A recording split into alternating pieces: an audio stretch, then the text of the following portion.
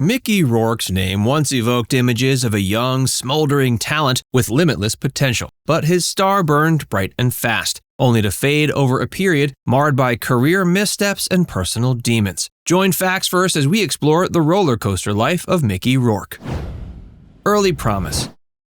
Mickey Rourke first burst onto the Hollywood scene in the early 80s, garnering widespread critical acclaim and marking himself as one to watch. His breakout role came in 1982's Diner, where he played the gambling-obsessed Robert Boogie Chafed. Rourke displayed magnetism and charisma in the role, prompting renowned New York Times critic Vincent Canby to recognize him as an actor to watch closely. But it was Rourke's performance in Francis Ford Coppola's 1983 classic Rumblefish that shot him to stardom. As the brooding, vulnerable motorcycle boy, Rourke showed a sensitivity and depth that wowed audiences and critics. Roger Ebert raved that Rourke's performance offered one of the few convincing portrayals of a motorcycle gang leader he'd ever seen in a film. Rourke's ability to bring gravitas and soulfulness earned him comparisons to legends like Marlon Brando and James Dean. He cemented his leading man status in 1984's The Pope of Greenwich Village. As petty criminal Charlie Moran, Rourke oozed charisma and danger, proving both his range and viability as a bankable star. The Hollywood Foreign Press took notice, awarding him a Golden Globe nomination. He became recognized as a compelling actor who had serious star power.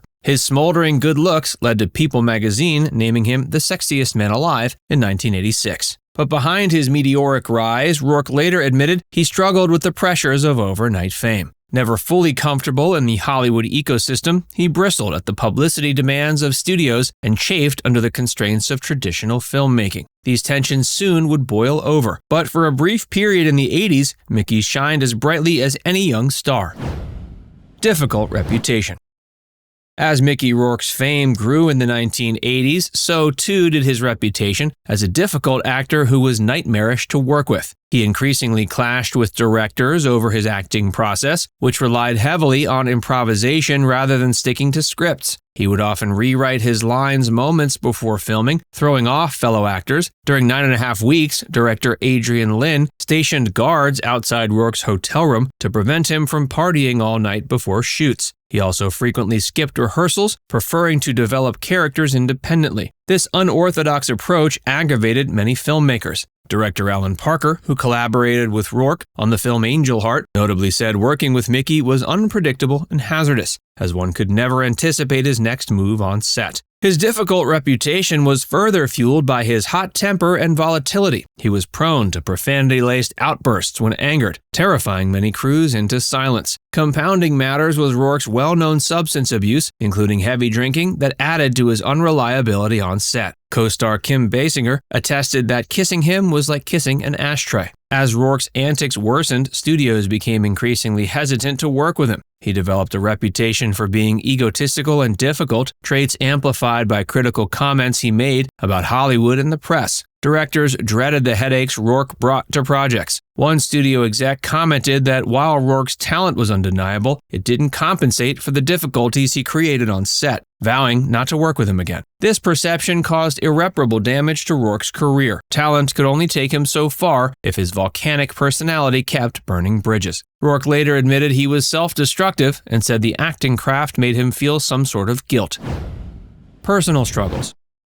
As Rourke's acting opportunities dwindled in the 1990s, he sank into a deep depression, exacerbated by substance issues. He turned heavily to alcohol, with his drinking exacerbating erratic behavior that further ostracized him in Hollywood. He later said this period represented self-destruct mode and admitted he was close to giving up on life entirely. The final straw came when his wife, actress Corey Otis, left him in 1998 after a tumultuous marriage marred by Rourke's infidelity and alleged spousal abuse. Rourke reflected that after she left, he felt an overwhelming sense of apathy, as though life had lost meaning. At his lowest point, he holed up in his home for almost 5 months, rarely going outside. He slept in a closet and stopped caring for his health or appearance. Tabloids at the time described him as a bloated, unrecognizable wreck. He confessed to coming very close to suicide by overdosing on pills. This rock-bottom period dragged on for years, but Rourke eventually found solace in his dogs, particularly his Chihuahua Loki. He's credited his pets for giving him a sense of purpose during his darkest moments. Rourke said in the absence of children, his dog became his world, serving as a source of encouragement that motivated him to continue on and care for them. His deep love for his dogs became legendary. He frequently brought them to red carpet events and showered them with affection. During his award acceptance speeches, he made sure to thank his pets for seeing him through tough times. To this day, he refers to his dogs as his salvation that helped him emerge from the abyss.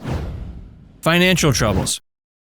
During the height of his fame in the 80s, Mickey Rourke enjoyed a lavish, jet-setting lifestyle fueled by exorbitant spending. But his lack of financial prudence soon caught up with him, leaving Rourke deep in debt despite past big paydays. By his own admission, he was clueless when it came to managing money. He admitted he was at a loss on how to manage his wealth, squandering it on various indulgences like motorcycles, cars, clothing, and alcohol. He once famously bought 6 Cadillacs in a single day just to give to friends. So he burned through cash at an alarming rate. One of his most outlandish purchases was a custom Rolls-Royce formerly owned by the Shah of Iran, which set him back $97,000. He drove it only 5 times over 2 months before selling it at a steep loss. He later called it the most foolish decision he'd made, and he questioned his own judgment at the time. But even as the Rolls dried up in the 90s, Rourke continued his excessive spending, seemingly oblivious to his dwindling income. He gifted his first wife, Michelle, a mansion as a divorce settlement and lavished girlfriends with expensive trips and gifts. And for a while, he kept up the appearance of wealth despite virtually disappearing from the big screen for over a decade. The facade came crashing down in the late 90s when Rourke admitted he was broke. The bank foreclosed on his multi-million-dollar homes, his credit cards maxed out, and the IRS hounded him for unpaid taxes.